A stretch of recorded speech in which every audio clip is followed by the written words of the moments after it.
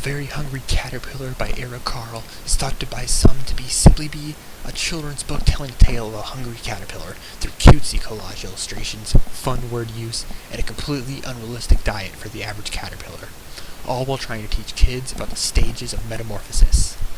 But this perception is false. This tale is a truly horrifying piece of propaganda spread by the communists to plant the seed of doubt within the malleable and fragile minds of our youth. The communist scum takes the innocent tale of the beautiful change during an animal's development and twists it to his corrupt political agenda. You might be thinking, oh, how can this be?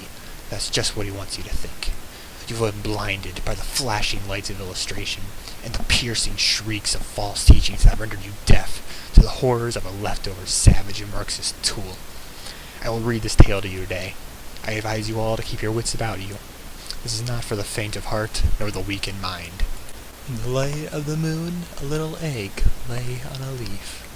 One Sunday morning, the warm sun came up and pop. Out of the egg came a very hungry caterpillar. He started to look for some food. On Monday, he ate through one apple, but he was still hungry. On Tuesday, he ate through 2 pears, but he was still hungry. On Wednesday, he ate through 3 plums, but he was still hungry. On Thursday, he ate through 4 strawberries, but he was still hungry. On Friday, he ate through 5 oranges, but he was still hungry. On Saturday, he ate through 1 piece of chocolate cake, 1 ice cream cone, 1 pickle, 1 slice of Swiss cheese, 1 slice of salami, 1 lollipop, 1 piece of cherry pie, 1 sausage, 1 cupcake, and 1 slice of watermelon. That night he had a stomach ache. The next day was Sunday again. The caterpillar ate through 1 nice green leaf, and after that he felt much better.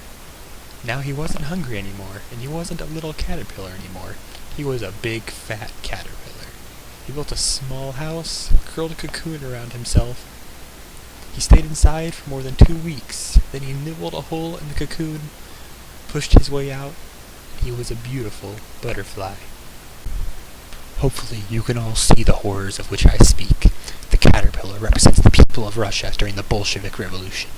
The caterpillar came out of his egg, searching for food, which is symbolic of the people of Russia seeking a good and fair society.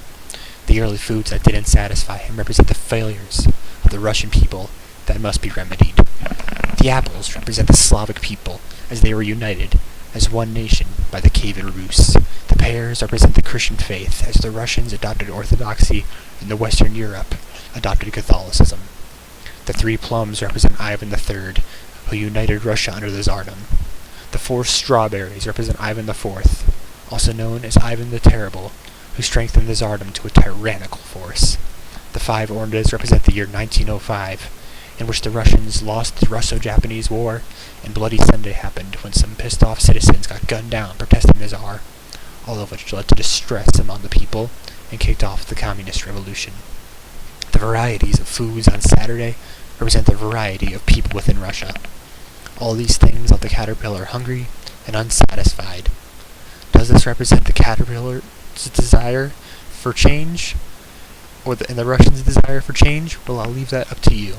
The next day was Sunday, which was the day on which the caterpillar ate through a nice green leaf, representing the overthrowing of the tyrannical Tsar. And after this, he was no longer hungry. He was satisfied. He was also no longer a little caterpillar. He was a big caterpillar, which is an obvious representation of the growth of Russia after World War II, where it became one of the world's superpowers. The house and cocoon he builds represent the Iron Curtain, which separated the USSR from the world. The 2 weeks he was inside represent the years from which the Iron Curtain formed and the Berlin Wall fell. The beautiful butterfly represents the new USSR. Hopefully now you can see why we must never allow our children to read this book. We also cannot allow for the Russians to get away with such obvious undermining of the United States tranquility we've worked so hard to achieve. I implore all of you to use your heads. From now on, we must fight back against the communist threat. Let us fight for truth. Let us fight for freedom. This is the single most retarded thing any person has ever made.